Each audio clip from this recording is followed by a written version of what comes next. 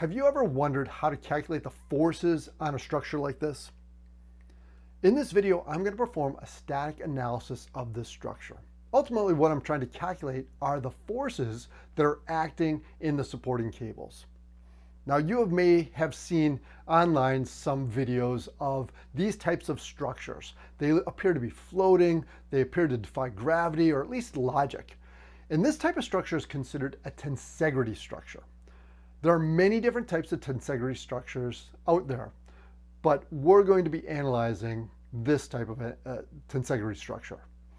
This structure is made up of two main pieces, and they're connected together by three pieces of cable. This structure basically goes from disassembled to when the top piece is picked up and placed in the correct orientation, it miraculously floats, and it looks like it can support weight. So our structure is actually it's complete at this point. Now, as engineers, designers, makers, we want to be able to build and design products and structures that are able to survive their use conditions. Basically, we want them not to fail, not to break when they're being used. And to do this, we really need to be able to calculate those forces that are acting on that structure when it's being used. And to do that, we're going to do a static analysis. Now, the static analysis is going to give us a pretty good approximation of the forces in those cables. Now, remember, static analyses are performed on rigid bodies. So the wood portion of this structure is going to be considered a rigid body. We're not going to look at the internal forces acting on those wood structures or how they're deflecting or anything like that. I will address the forces in the wood structure portion of this in a later video. Now, to start our static analysis, we're going to make some simplifying assumptions. First, this is a three-dimensional structure. We know that three-dimensional structures can be analyzed with statics. Three-dimensional structures are more complicated to analyze than two-dimensional. So if we can simplify this down to a two-dimensional analysis, we can simplify the math that we need to do. And in this case, when we take a look at the structure, we can see that it's symmetric about its midplane. And with it being symmetric about that midplane, we can simplify this down to a two-dimensional analysis. Now, the one thing that we need to be careful of, when we simplify it down to a two-dimensional analysis, those loads on that top surface really are acting on that plane of symmetry. So in this video, you can see where that allowable load is going to be assumed, or where it can move to. You can see the cylinder, it moves back and forth kind of along that midplane and the top of the top surface. So the second thing, as I mentioned earlier, the static analysis looks at rigid bodies. So the wood structure is considered a rigid body. It's not going to deflect. Third, the supporting cables do not stretch, and the forces in those cables are always going to remain vertical.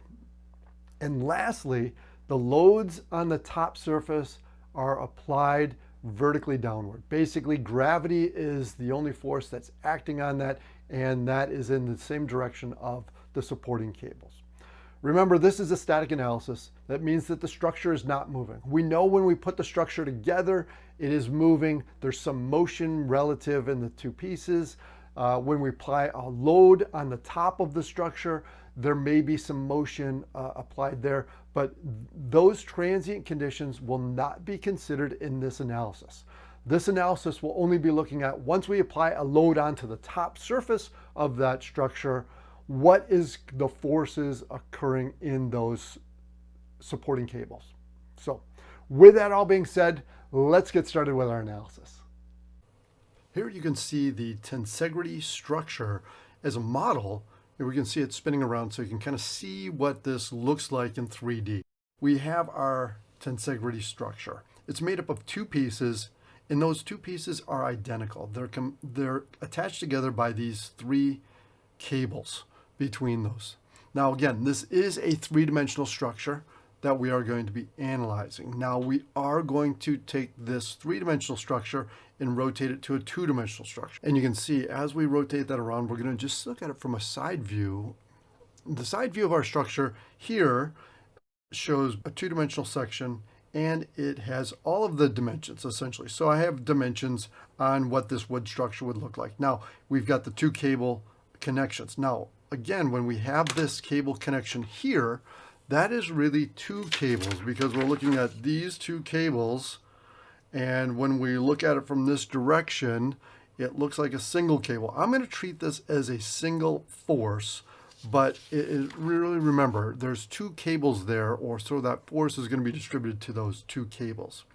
We have our center cable that is providing the bulk of the support, and then also we have a center of mass of this wood structure here. So I've already calculated that, and I have that distance going from the center cable over to the horizontal distance to that. Now the weight of that is 2.65 pounds. So we have this total weight that is that one of those sections is equal to. So let's get into the analysis here. So I have 4 different load conditions that we're going to analyze, and possibly a bonus one if we have enough time. So with this, let's start our analysis. So I'm going to put this right over here, and I'm going to bring in another one that shows just smaller. This is going to be used to create our free body diagram. So we're going to look at this. So what I'm going to do is I want to label some of the loads here. So we know that this is going to be a weight, right? So this is going to be the weight of our section or of our piece there, our rigid body.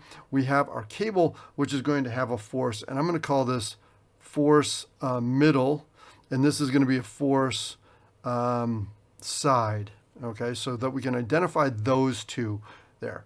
Now the load conditions that we'll look at is, one is we're just going to look at it from the static standpoint, no loads on top of it. And then we're going to look at if we load something right here, so this is going to be all the way to the right hand side essentially, and this is going to be, if we take a look at the dimensions here, this is going to be 6 inches from the center. So the cable is 6 inches apart. If we go 6 inches to the other side, we're going to load there. We're going to load here. So we'll call this FA, we'll call this FB. And then we're going to look at where is this other load, FC, and it's going to be at some distance X, okay, from this center cable, that is going to make this structure unstable, or it's not going to be able to hold that weight if we go out any further. So we're going to look at that condition. So let's start with our first one, which is just the static structure itself. So this is a no load condition. So in this case, we have our two forces, our F middle and our F side, and then we also have our force here, which is our weight. And again, our weight is equal to our 2.65 pounds. So in this case, we have our static equilibrium equations that we can apply to this. So in this case, there's 2 of them that we'll be using. And the first one is going to be the sum of the forces in the y direction. I should put on here, we are going to throw a coordinate system, essentially, or a coordinate system directions. We'll call this X, we'll call this Y direction, so that we can keep things straight. So the summation of the forces in the y direction here, with up being positive, is going to be equal to 0. So here we look at our y forces. So we have our side force is in the negative direction, so negative Fs. Our middle is going up or in the positive direction, so that's a positive force in the middle. And then our weight is in the negative direction, so this is minus W equals 0. So we can plug in what we know. We only know W, so this is minus Fs plus Fm minus our 2.65 pounds is equal to 0. So there is one equation. We've got 2 unknowns, so we need at least one other equation. Our one other equation that we're going to use is the summation of the moments. Now, this, I'm going to call this point right here where that middle force is attached. I'm going to call that point, we'll call that point A here.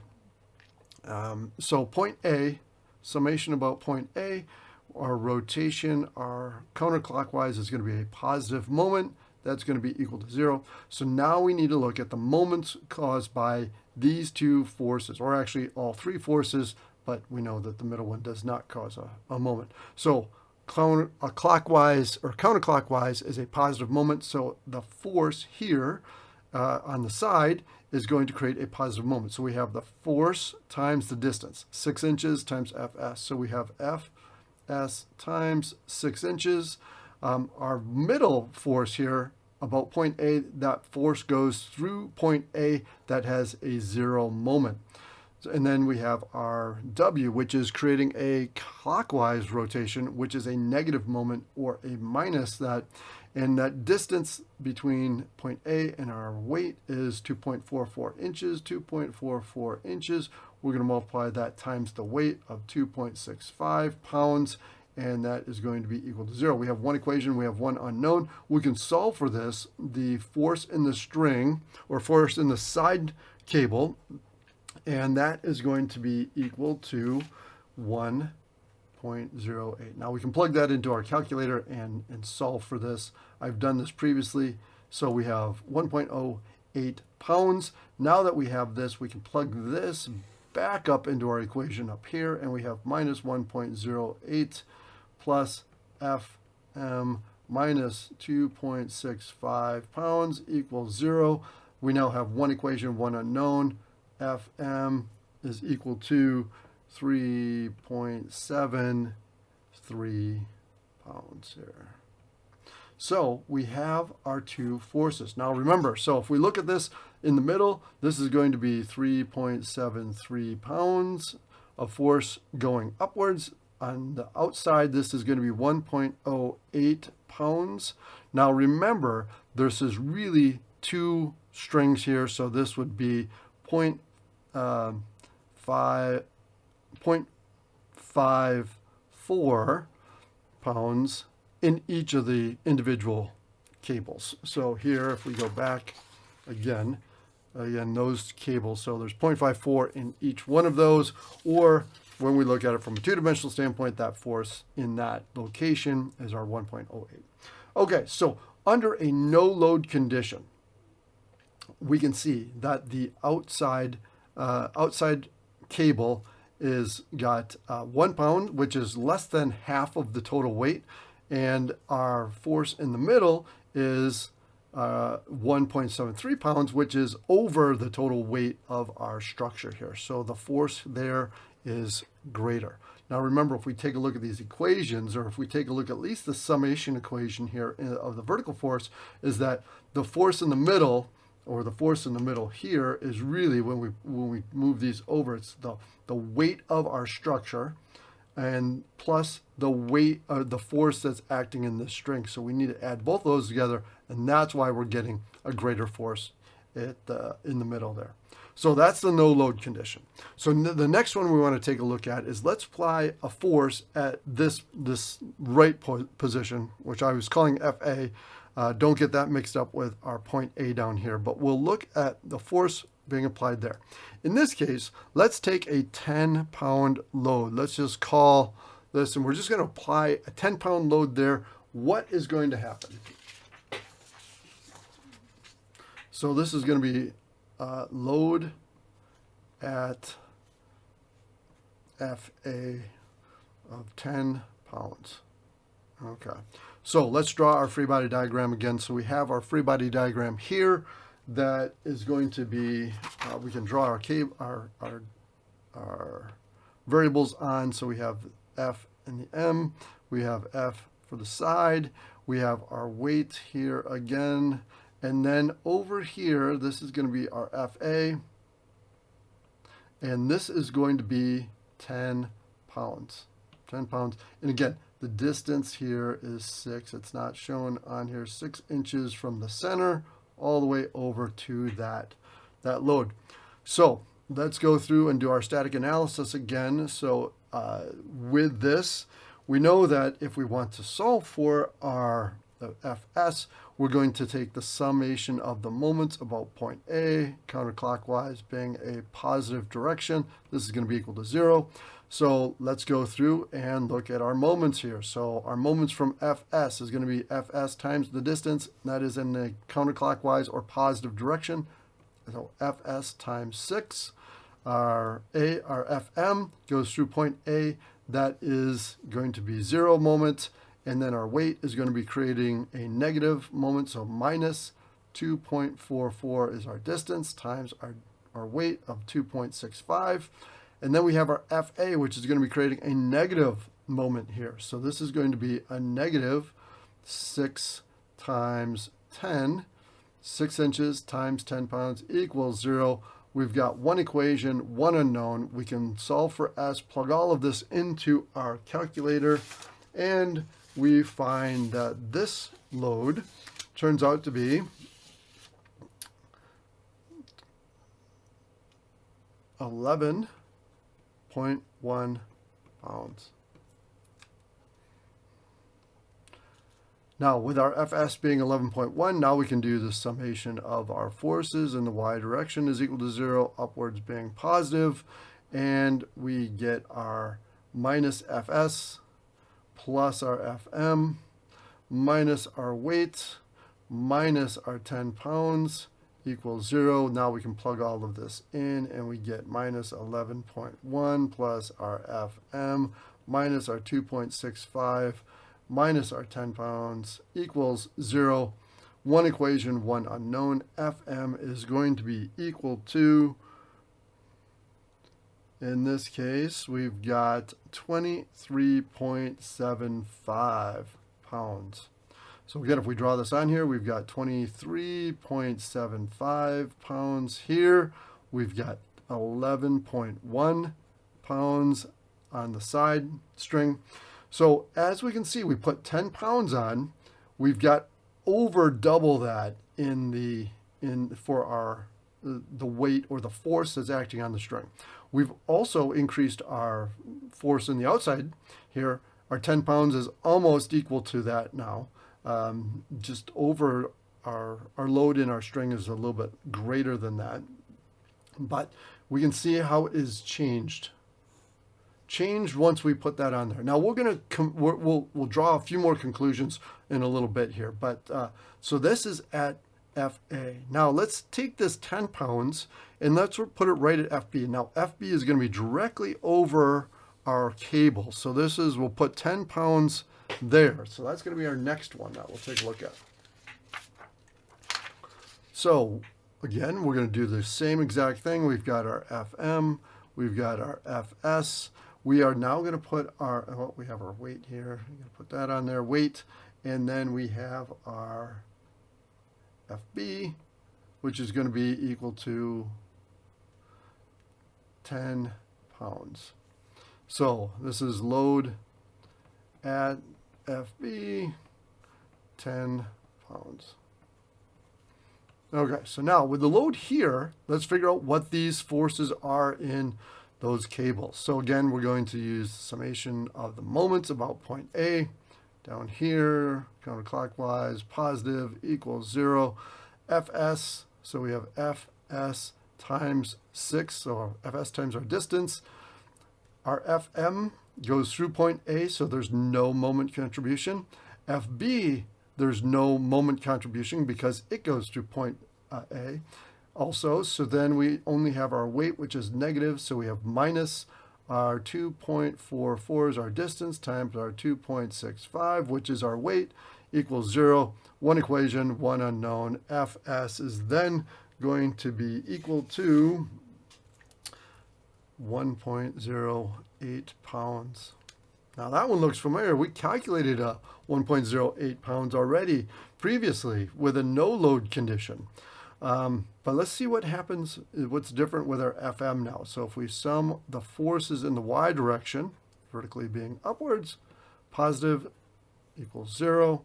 So we have minus Fs plus Fm minus our weight minus our FB, which is 10 pounds, equals 0. So we can plug all these in. So we have minus 1.08 plus Fm minus our 2.65 minus our 10 equals 0.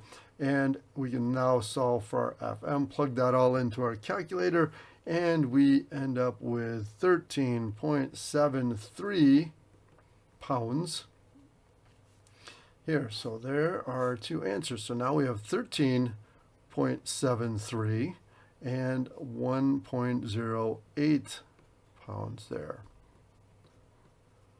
Okay, so if we look at this now, really we have our two loading conditions.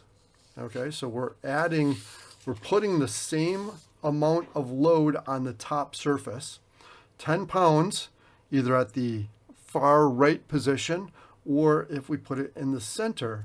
So what happens to our forces? Well, we see that well, here, maybe I'll move this around so it makes it a little bit more intuitive. So if we have our force all the way at the right-hand side, we can see that we have a larger force in our cables. Both of our cables have a larger force. As that force moves to the center, right over, we end up with a lower force there. So basically, same external load, our load gets greater as the force gets further to the right, or opposite our FS, our cable on our left-hand side. So as we move to the right, our forces in our cable are going to get larger. So if our top, if we could apply this out here even further, the further we move this load out, it is going to be creating a larger and larger force in our cable. Okay, so now the next thing that we want to take a look at here is, let's take and assume that we're going to take this 10 pounds and we want to keep moving it to the left. But if we take our 10 pounds, at some point, this is going to want to tip over, or it cannot sustain itself, or cannot remain stable. And when is that condition? What happens when this force gets out here? Well, we found so far, when we look at the moment equations, is that our Fs here creates a moment, and it's counteracted by the weight of our structure. So when a no load condition, so if we go into our no load condition, we can find that the Fs counteracts the weight of our structure. So if we take away this cable, let's say we just hold on to it, right? And we see what happens. Well, if we just hold on to it, this weight is going to want to pivot around point A, and it's going to tilt as we lift this up. But since we have the cable there, that distance is fixed, and it's putting that cable into tension. Now, what happens as this load gets further and further this way? It's creating a moment, just like Fs is creating a moment in that positive direction. And essentially what will happen is, at some point, Fs is either going to be equal to 0, or it's going to need to go negative. Well, if this cable needs to apply a force in an upward direction, well, that's a cable. A cable can only provide that tension. It can't be pushing. You can't push a rope, right? So we can't apply a force there. So we're going to look at when Fs is equal to 0, that is the point at which the structure will change from being stable to falling over. So in this case, we're going to look and try to calculate what this value of x is when that is going to tip over. So here we're going to say, we're going to look at load at FC, x equals what? And we're going to still use a 10-pound load here. So in this case, for this to occur, so we have our Fs, Fm, we have our weight, we have some Fc, which is going to be 10 pounds, and it's going to be at some distance x here from our point A load. Okay, so the criteria here is Fs needs to be equal to 0. Okay, so we're going to do our sum of the moments about point A equals 0, counterclockwise, being positive, and so Fs is 0. It does not create a moment. So our FC is to the left of our point A, so it will create a moment. So we're going to take FC is going to be 10 pounds. So 10 pounds times our distance x. And that is creating a positive moment there. And then we have our weight. So we have our weight, which is a negative moment. So 2.44 times 2.65. And that is going to be equal to 0. Now we have essentially, in this case, we have one equation, one unknown, and that one unknown is x. And in this case, when we solve this, plug it into our calculator, we get 0.65 inches. 0.65 inches. And so what does that mean? That means that all we need to do is move this 10-pound load 0.65 inches. So the center of that mass would be, or the force would be acting at 0.65 inches away from A to the left. If we move it further than that, basically the weight here, the weight of our rigid structure is not heavy enough to counteract that moment. So it will actually want to tip over. So that is kind of our point that we can, that it goes unstable. Now let's take a look. What is the force in FM? So this one we need to do the summation of the forces in the y direction equals 0, positive being upwards. And in this case, Fs is 0. We have our Fm. We have our minus 10 pounds from our FC. And we have a minus of our weight, which is 2.65, which is equal to 0. Fm is equal to 12.65 pounds. So 12.65, 0 pounds over here. And let's take a look at that. Compare that to our other ones. So we have, let's see if we can do this. See if we can fit them all on here. Quick, there's that one. And we've got this guy. So if we take a look at our, let's see, we'll go in this order. Let's go from here to here to here. So if we look at our loads, so as we go from our load 10 pounds all the way to the right, we get 23 pounds, 23.75.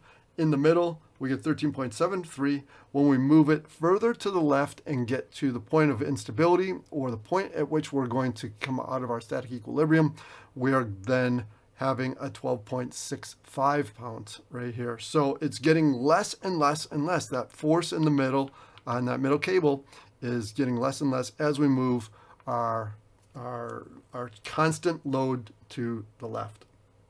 So hopefully that helps be able to identify those forces of how we calculate the force in the middle cable and those outer cables. Hopefully that helps you understand how to perform a static analysis, calculating the loads in the supporting cables for this type of structure. If you do have any questions, please let me know or post them in the comments.